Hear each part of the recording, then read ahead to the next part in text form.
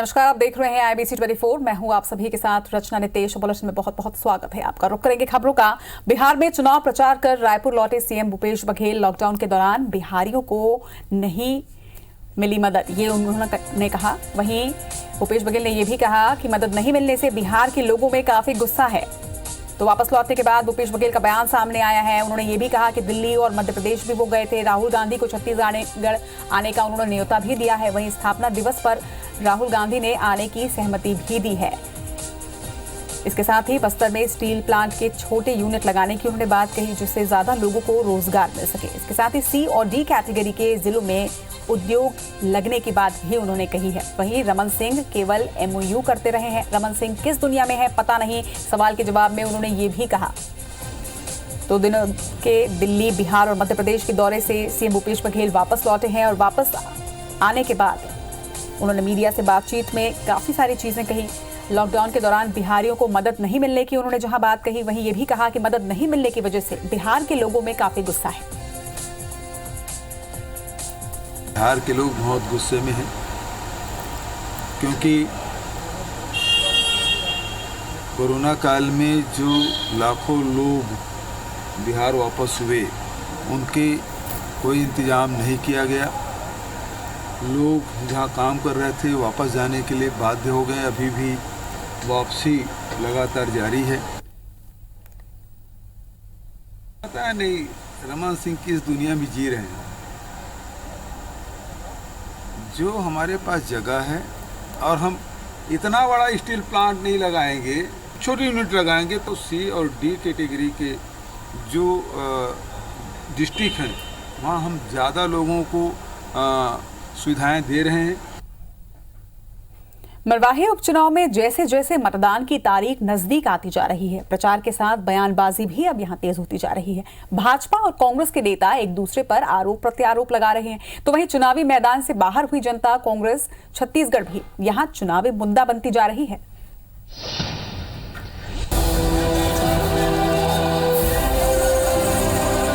कहीं सभा, कहीं जनसंपर्क और कहीं जनसंपर्क में डांस करते मंत्री।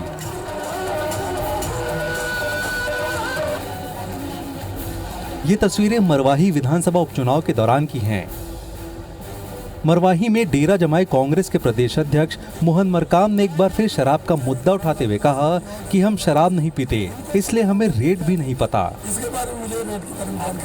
मोहन मरकाम ने बीजेपी प्रत्याशी डॉक्टर गंभीर सिंह पर आरोप लगाया कि वे मरीजों को रायपुर ले जाने के लिए भी पैसा वसूलते थे।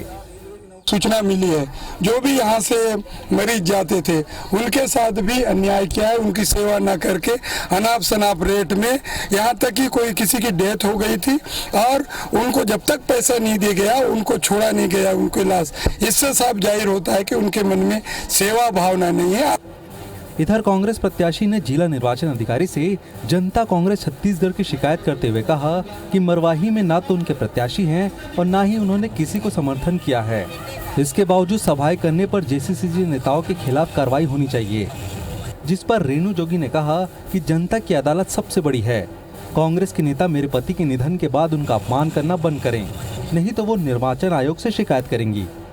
और उनकी पत्नी होने के नाते ये मेरे लिए बहुत ही व्यक्तिगत दुख का कारण है। शिकायत करूं, पर संभवतः आज करूंगी भी, क्योंकि मैं अपनी वेदना सार्वजनिक करना चाहती हूं।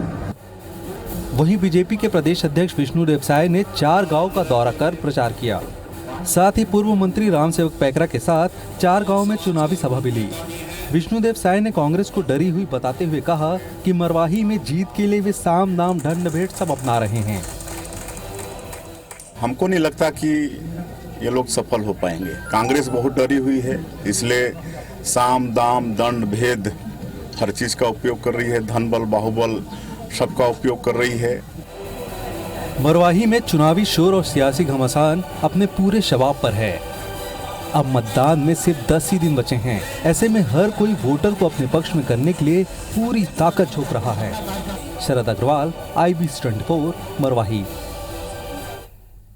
कार्यकर्ताओं में असंतोष को लेकर सरकार के मंत्रियों के बीच बयानबाजी जारी है। टीएस सिंहदेव के बयान के बाद अब खाद्य मंत्री अमरजीत भगत ने असंतोष के लिए उस इलाके के जनप्रतिनिधियों को जिम्मेदार ठहरा दिया। इस बीच बीजेपी को मौका मिल गया है विरोधी पर हमला करने का।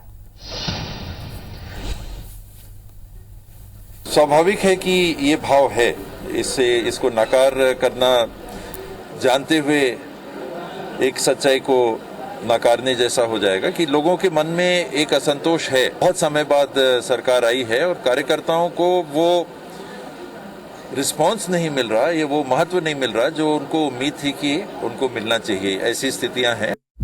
टीएस सिंहदेव के इस बयान ने विरोधी दलों से ज्यादा अपने दलों में ही खलबली मचा दी है। हालांकि कांग्रेस के प्रदेश अध्यक्ष ने जरूर इसे बड़े परिवार के बीच छोटी मोटी बात कहकर मामले को ठंडा करने की कोशिश की, लेकिन कैबिनेट मंत्री टीएस सिंहदेव के सहयोगी अमरजीत भगत तो बताने लगे कि अगर कार्यकर्ता नाराज हैं तो वहां के जनप्रतिनिधि ही इसके लिए जिम्मेदार हैं। कहीं अगर कार्यकर्ताओं में कोई बात आए तो उस क्षेत्र के विधायक, वहाँ के मंत्री, उनकी नैतिक जवाबदारी है कि अपने अपने कार्यकर्ताओं को समझाए, संतुष्ट करें। हमारी सरकार, हमारे मंत्रिमंडल के सदस्य सभी की बातों को हम सुन रहे हैं, उनकी समस्याओं का निराकरण करने का भी प्रयास कर रहे हैं। अगर एक बड़ा परिवार हो सकता है, छोटी मोटी बातें हो सकती है, मगर परिवार के लोग हैं, परिवार में बैठ के इन समस्याओं का हम निराकरण करेंगे। अभी ये मामला चल ही रहा था कि इसी बीच टीएस सिंहदेव ने मरवाही उपचुनाव में जोगी कांग्रेस को अदृश्य फैक्टर बता दिया। टीएस सिंहदेव ने यहाँ तक कह दिया कि जोगी कांग्रेस की वोट जिसे मिलेंगे वही जीतेगा। भाजपा वर्सेस कांग्रेस और बीच में जोगी कांग्रेस का अदृश्य फैक्टर कि उनको जो वोट जाते थे तो उसी पे सारी अटकलें लगी हुई हैं कि वो वोट जो उनको मिलता था अब उनके नहीं रहने में वोट किधर जाएंगे। अगर ये 70,000 वोट 35,000 दोनों को मिलेंगे तो भाजपा जीतेगी।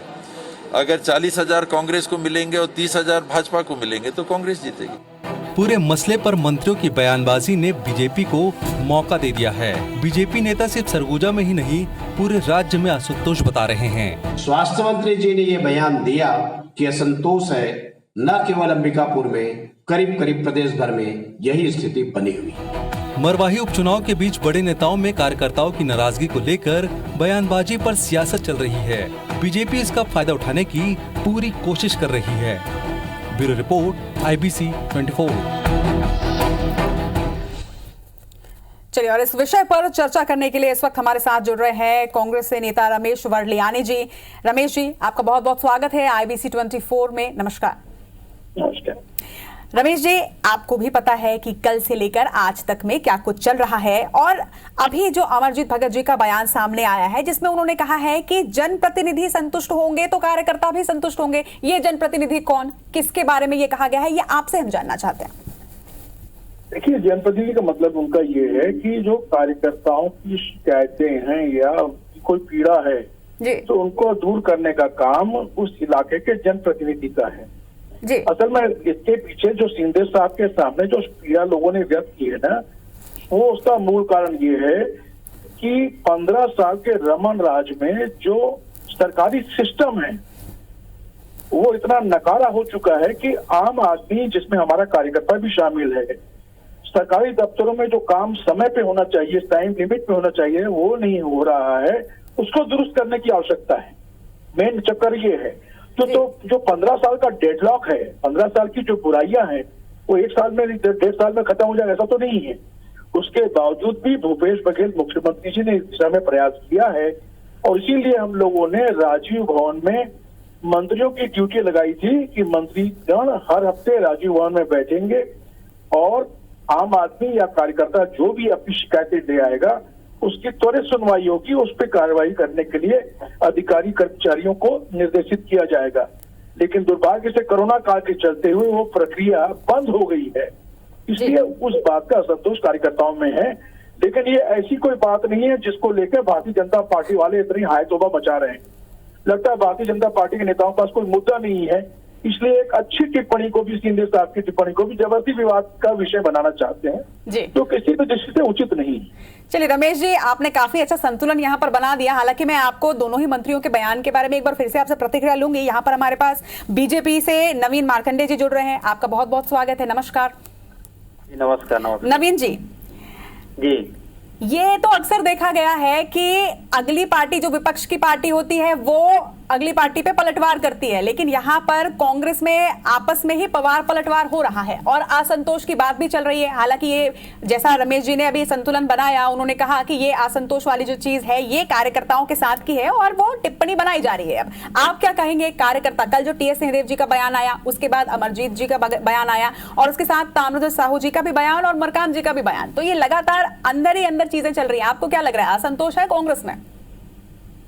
जी बिल्कुल, कांग्रेस में असंतोष है और उसका पुष्टि जो है इनके बड़े नेता जो है कर रहे हैं और करने के केवल कर ही नहीं रहे हैं, इनकी सड़क फुटअव्वल जो नीचे स्थिति बनी हुई है उसको भी ये बयान कर रहे हैं। और जिस तरह से नीचे के कार्यकर्ता, इनके कांग्रेस के कार्यकर्ता बद से बदतर स्थिति में है और वही इनके जो नेता है वो पूरा जो है भ्रष्टाचार में लिप्त है और पूरा डकार ले रहे हैं, डकार भी नहीं ले रहे हैं कहिए।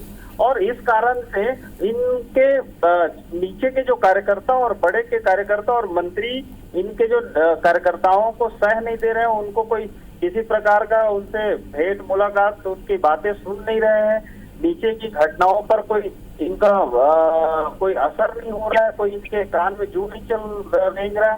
इस कारण से जो है एक कार्यकर्ताओं में आपस में सड़क हो रहा है और वो सरकार के खिलाफ इनका कार्यकर्ता में ही एक तरह से जो है माहौल बन रहा है। जी रमेश जी कुछ प्रतिक्रिया देना चाह रहे हैं, पहले ही बताइए।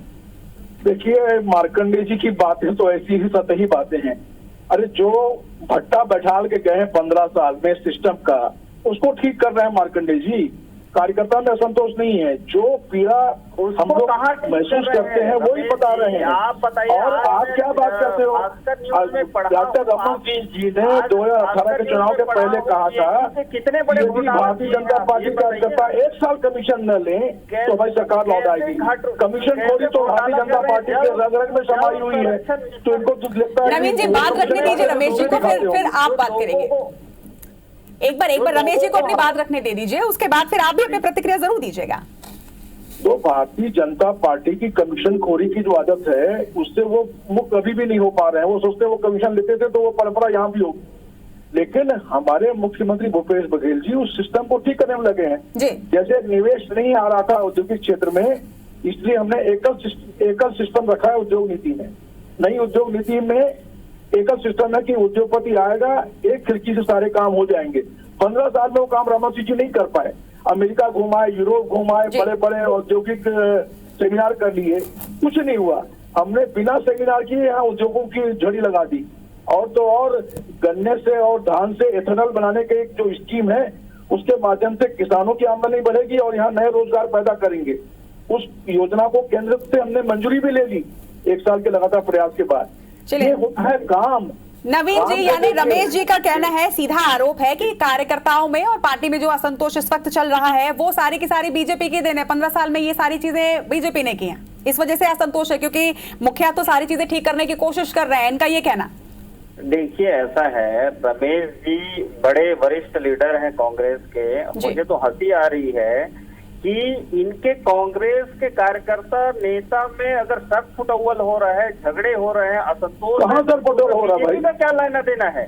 और दूसरी चीज ऐसा है कि आज मैं पीएचडी में पढ़ा हूँ जल संरक्षण मिशन के लिए, और जल अमृत मिशन में जो लोगों को, गरीब लोगों को पानी पिलाने के लिए केंद्र सरकार की बड़ी योजना है। यहाँ 700 करोड़ की लागत से यहाँ छत्तीसगढ़ को केंद्र से गवर्नमेंट सहयोग कर रही है। और यहाँ इनके जो पीएचई विभाग में पूरा ऐसी भ्रष्टाचार है कि मतलब टेंडर भी किसको दिए हैं, कब निकाले हैं, किसी को कोई पता नहीं है। और आज इतनी बड़ी भ्रष्टाचार होने के बाद जो है आज बड़ा सा इनके खिलाफ, इनकी सरकार के खिलाफ वो बातें आई हैं।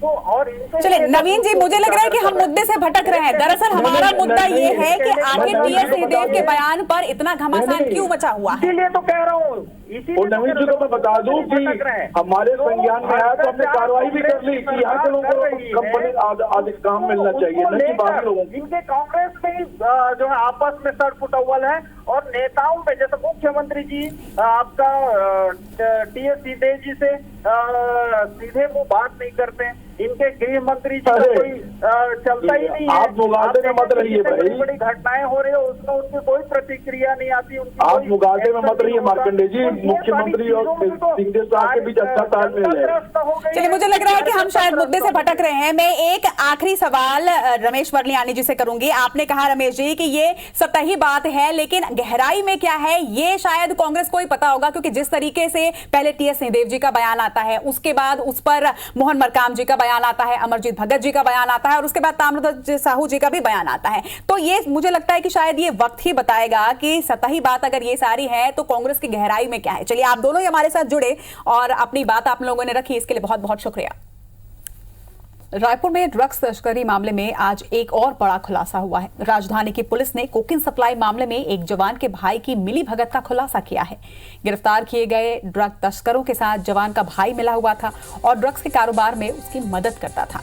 रायपुर पुलिस की ताबड़तोड़ कार्रवाई और लगातार हो रही गिरफ्तारियों के बाद जवान का भाई अपने 4 अन्य दोस्तों के साथ फरार हो गया। आपको बता दें कि इसके पहले भी एक अन्य मामले में जीआरपी का आरक्षक लक्ष्मण गायन गिरफ्तार किया जा चुका है।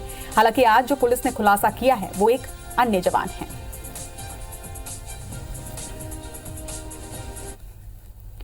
जगदलपुर के नगरनार थाने की पुलिस ने 400 किलो गांजे के साथ 2 आरोपियों को गिरफ्तार किया है। मुखबिर की सूचना पर ओडिशा बॉर्डर में 12 चक्के के ट्रक को पुलिस ने नाकाबंदी कर पकड़ा, जिसमें अनुराग द्विवेदी और बहादुर सिंह नाम के 2 आरोपियों के कब्जे से 400 किलो गांजा जब्त किया गया, जिसकी कीमत 20 लाख रुपए बताई जा रही है। वहीं आरोपियों के खिलाफ पुलिस ने एनडीपीएस एक्ट के तहत कार्रवाई की है। इसी के साथ इस बुलेटिन में फिलहाल इतना ही। लगातार खबरों के लिए आप देखते रहिए IBC 24। नमस्कार।